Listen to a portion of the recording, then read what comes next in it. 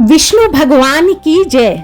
सावन महीने की पहली एकादशी कामिका एकादशी होती है। यह श्रावण मास के कृष्ण पक्ष की 11वीं तिथि को आती है। इस दिन भगवान विष्णु के लिए व्रत रखते हैं। अब हम जानेंगे कि कामिका एकादशी कब है। सावन मास की पहली एकादशी को कामिका एकादशी मनाई जाती है। पंचांग के अनुसार श्रावण मास में कृष्ण पक्ष की 11वीं तिथि यानी एकादशी तिथि 20 जुलाई को दोपहर 12:12 पर शुरू होगी और इस तिथि का समापन 21 जुलाई को सुबह 9:38 पर होगा। 21 जुलाई को एकादशी की उदय तिथि है, जिसकी वजह से इसी दिन ही कामिका एकादशी आधिकारिक तौर पर मनाई जाएगी, यानी 21 जुलाई को कामिका एकादशी मनाई जाएगी। कामिका एकादशी का जो पारण समय रहेगा वो होगा 22 जुलाई को सुबह 5:37 से 7:05 तक। इस समय में भगवान विष्णु और देवी लक्ष्मी की पूजा करें। ऐसा करना शुभ फलदायी माना जाता है और पहले ब्राह्मणों को भोजन कराने के बाद, दान करने के बाद ही आप भोजन कर सकते हैं। इस दिन सात्विक दिनचर्या का पालन करना चाहिए। भगवान विष्णु की पूजा व उनके मंत्रों का उच्चारण करना चाहिए। चावल, प्याज, लहसुन, मांसाहारी भोजन आदि से दूरी बनाकर रखनी चाहिए। क्रोध नहीं करना चाहिए। लोभ, मोह, चुगली ना करके विचारों को शुद्ध रखना चाहिए। जरूरतमंद लोगों को दान देना चाहिए और भूखों को भोजन कराना चाहिए। इस व्रत को रखने से एक दिन पहले जातक को चावल का त्याग कर देना चाहिए और अगले दिन सुबह जल्दी उठकर स्नान करें। इसके बाद साफ वस्त्रों को धारण करें। माना जाता है कि कामिका एकादशी के दिन किसी पवित्र नदी में स्नान करना बहुत उत्तम माना जाता है। पर अगर आप स्नान नहीं कर सकते हैं तो आप अपने नहाने के पानी में थोड़ा सा गंगा जल मिला करके स्नान कीजिए।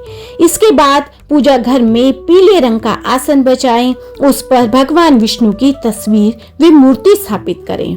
अब विधि विधान से पूजा करें, कथा करें, आरती करें। साथ ही कामिका एकादशी की व्रत कथा आप अवश्य करें। कामिका एकादशी के दिन पीली चीजों का दान करें, क्योंकि भगवान विष्णु को पीला रंग बहुत प्रिय है।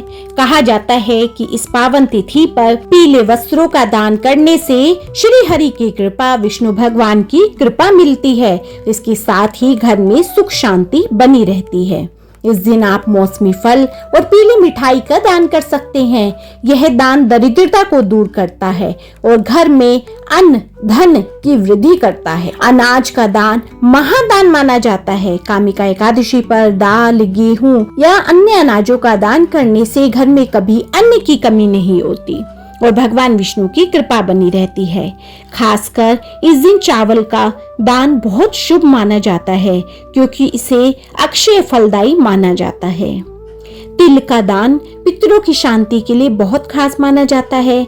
कामिका एकादशी पर काले या सफेद तिल का दान करने से पितरों को मोक्ष की प्राप्ति होती है और उनकी आत्मा को शांति मिलती है। साथ ही इससे सभी पापों का भी नाश होता है। एकादशी पर शुद्ध घी का दान भी बहुत अच्छा माना जाता है। कहा जाता है कि इसका दान करने से अच्छे स्वास्थ्य और समृद्धि की प्राप्ति होती है। कामिका एकादशी के शुभ अवसर पर कोई भी दान करें, उसके साथ ही क्षमता अनुसार दक्षिणा जरूर दें। इससे दान की पूर्णता हो जाती है। अब कुछ दान के नियम भी होते हैं कि जो दान है वह हमें सच्चे मन और भाव से करना चाहिए। दान हमेशा किसी ब्राह्मण या जरूरतमंद व्यक्ति को करना चाहिए। सूर्यास्त के बाद दान ना करें। दान हमेशा दिन में ही करें। कामिका एकादशी का व्रत रखने से पापों से मुक्ति और समृद्धि का आशीर्वाद प्राप्त होता है। यह व्रत बहुत अधिक आध्यात्मिक महत्व रखता है।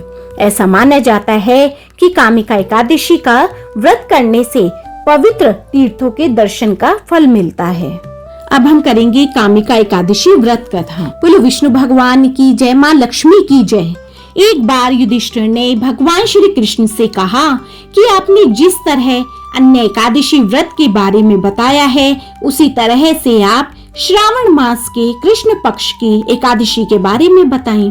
इस पर श्री कृष्ण ने कहा कि इस एकादशी की कथा और महत्व के बारे में ब्रह्मा जी ने नारद जी को बताया था। वही कथा मैं आपको बताता हूँ, जो इस प्रकार है। कथा के अनुसार एक गांव में एक ठाकुर निवास करते थे। उसे जल्द ही क्रोध आ जाता था। एक दिन वो घर से निकला तो उसका किसी ब्राह्मण से वाद विवाद हो गया। यह बात इतनी बढ़ गई कि उसने उस ब्राह्मण की हत्या कर दी।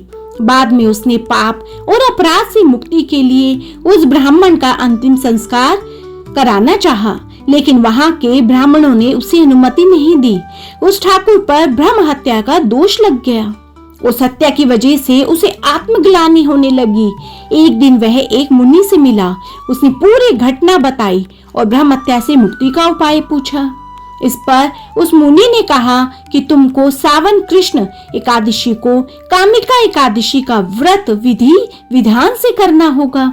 इस व्रत के पुण्य प्रभाव से तुम ब्रह्म हत्या के दोष से मुक्त हो जाओगे और जो तुम्हारे सारे पाप है वो नष्ट हो जाएंगे। जब श्रावण कृष्ण एकादशी तिथि आई तो उस ठाकुर ने मुनि द्वारा बताई गई विधि के अनुसार ही कामिका एकादशी का व्रत रखा और भगवान विष्णु की पूजा की। रात के समय में वे भगवान विष्णु की मूर्ति के पास ही सो गया। उस रात को स्वप्न में उसे भगवान विष्णु के दर्शन हुए और उन्होंने उसे ब्रह्म हत्या के दोष से मुक्ति दे दी। तो कामिका एकादशी के अवसर पर जो भी व्यक्ति विधि विधान से व्रत और पूजा करता है उसकी सभी मनोकामनाएं पूर्ण होती है। तो बोलो विष्णु भगवान की जय, माँ लक्ष्मी की जय। तो जो भी कोई व्यक्ति सच्चे मन से सच्चे हृदय से कामिका एकादशी का व्रत कथा सुनता है, पढ़ता और सुनाता है, उसकी सभी मनोकामनाएं पूर्ण होती हैं। तो बोलो विष्णु भगवान की जय। बोलो ओम नमो भगवते वासुदेवाय नमः।